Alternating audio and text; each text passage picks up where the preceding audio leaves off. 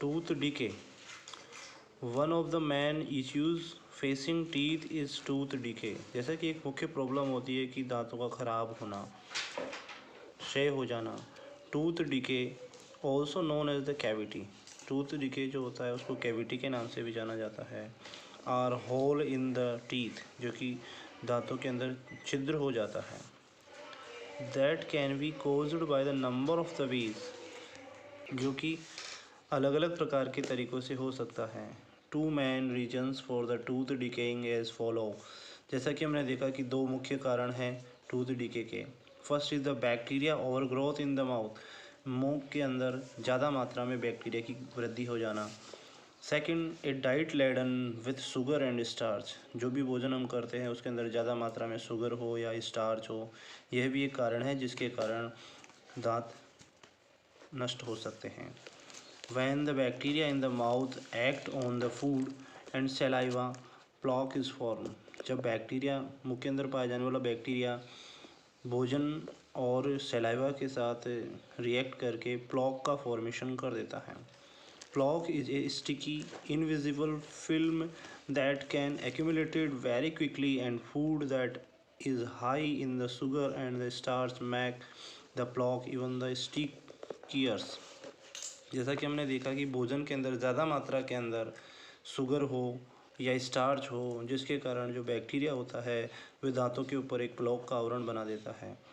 When plaque is not cleaned away regularly, यदि आप प्लॉक को रेगुलर क्लीन नहीं करेंगे, after a few days that it harden into the tartar, कुछ दिनों बाद वह हार्ड होने लगेगा और दांतों के ऊपर एक आवरण बनना स्टार्ट हो जाता है. Over time the acid creates a soft spot that then becomes a hole called it a cavity. कुछ दिनों बाद क्या होता है कि जो एसिड होता है वह दांतों के ऊपर एक स्पॉट बना देता है जो कि छिद्र के रूप में होता है. इसे कैविटी कहते हैं. As the acid is allowed to work further into the your tooth a bigger hole growth. It is growth until the it is treated. इस प्रकार हमने देखा कि जो टीथ होता है उस पर लगातार एसिड की क्रिया होने के कारण वह दांत में एक बड़ा होल बना देता है जब तक कि उसका ट्रीटमेंट नहीं किया जाता. There are the two ways prevent cavity from the forming in the first place. यदि दांतों के अंदर कोई कैविटी हो जाती है तो उसको ठीक करने के लिए दो तरीके हो सकते हैं. Proper oral hygiene and dental care. आप अपने दांतों का अच्छे से देखभाल करें हाइजीन्स के और डेंटल केयर के द्वारा आप इसको रोक सकते हैं. डाइट चेंज, और अपनी डाइट को चेंज करके भी आप इसको रोक सकते हैं. A diet laden the stage of the tooth decay. Decaying in the animal. सबसे पहले जो हमारा टूथ का सबसे हार्डेस्ट पार्ट होता है एनिमल, वह डिके होना प्रारंभ हो जाता है. एडवांस डिके, धीरे धीरे ये बढ़ता जाता है. Decay in the dentine. फिर ये क्या होता है कि एनिमल के बाद जो इंटरनल पार्ट होता है डेंटाइन, उसको भी डिके करता है. And decaying in the pulp, और ये लास्ट में जाकर के पल्प के अंदर प्रवेश कर जाता है. तो जो फर्स्ट स्टेप्स हैं कि जब एनिमल नष्ट होता है तो the stage of are not painful, इसमें दर्द नहीं होता है. लेकिन जब डिकेइंग इन द डेंटाइन, जब डेंटाइन के अंदर जब छिद्र हो जाता है तो यह पेनफुल होता है, दर्द कारक होता है. और जो लास्ट स्टेज होती है कि पल्प का निर्माण हो गया, तो पल्प के अंदर जब डिके होता है तो the stage is the very painful, जिसके अंदर बहुत ज़्यादा दर्द होता है. Tongue. Tongue is a fleshy muscular organ present in the mouth. Tongue जो होता है एक मांसपेशियों युक्त ऑर्गन होता है जो कि माउथ के अंदर पाई जाती है. It helps to mix saliva with the food while the chewing and also help the swallowing. Tongue जो होती है फूड के अंदर सलाइवा को मिक्स करने का कार्य करती है, वाइल द च्यूइंग, जब हम उसको चबाते हैं, और जब उसको निगलने में सहायता करती है. The tongue is also very important sense organ and has the taste buds which help to sense for different tastes. टंग जो होती है वो हमारे सेंस ऑर्गन, एक मुख्य सेंस ऑर्गन होती है जो हमें टेस्ट का ज्ञान करवाती हैं, जिससे अलग अलग प्रकार के टेस्ट का पता हमें चलता है. Sweet, salty, bitter and sour. जैसा कि आप डायग्राम में देख सकते हैं कि जो पीछे का पार्ट होता है वो विटर टेस्ट का ज्ञान करवाता है, कड़वे. आगे का स्वीट, मीठा. साइड वाले जो होते हैं श्योर, खट्टा. और जो साइड के अंदर है साल्टी टेस्ट का हमें जानकारी होती है। Salivary glands, these glands secret the saliva into the mouth. Salivary glands होती है जो माउथ के अंदर सलाइवा सीक्रेट करती हैं। Saliva flows in the buccal cavity by the salivary tube called the salivary tubes. यानी जो सलाइवा होता है वह सलाइवरी ट्यूब्स के द्वारा जो है बक्कल कैविटी के अंदर सलाइवा का फ्लो करता है।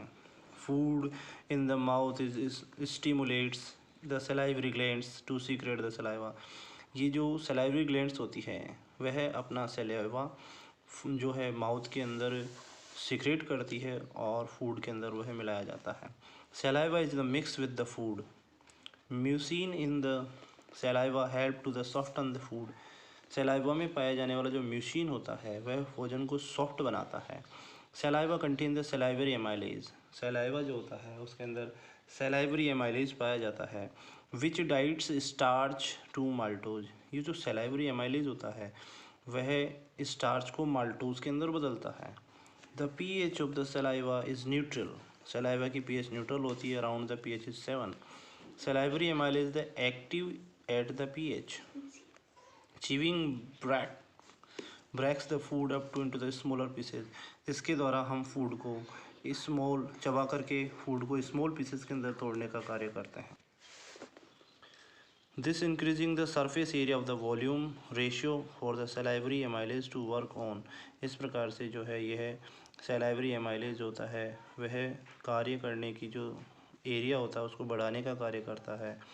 The tongue rolls the food into the small slippery round mass is the bolus. Tongue क्या करती है कि फूड को सलाइवा मिलाती है और इसको स्मॉल राउंड शेप में बना देती है, जिसको बोलस कहते हैं। The bolus is the swallowed and the pass down into the oesophagus by the pharynx. जो बोलस होता है उसको निगला जाता है, यह जो है फेरिंग्स से होते हुए ईसोफेगस में प्रवेश कर जाता है। Pharynx is the part of the gut. Pharynx जो होता है गट का एक पार्ट होता है which connect to the buccal cavity to the oesophagus and the larynx. ये क्या करता है, फेरिंग जो होता है बकल कैविटी को ईसोफेगस से जोड़ने का कार्य करता है। The pharynx is also lead to the wind pipe and which is connected to the lungs. Pharynx जो होता है उसके अंदर वाइंड पाइप पाई जाती है जो कि लंग्स से कनेक्टेड होती है।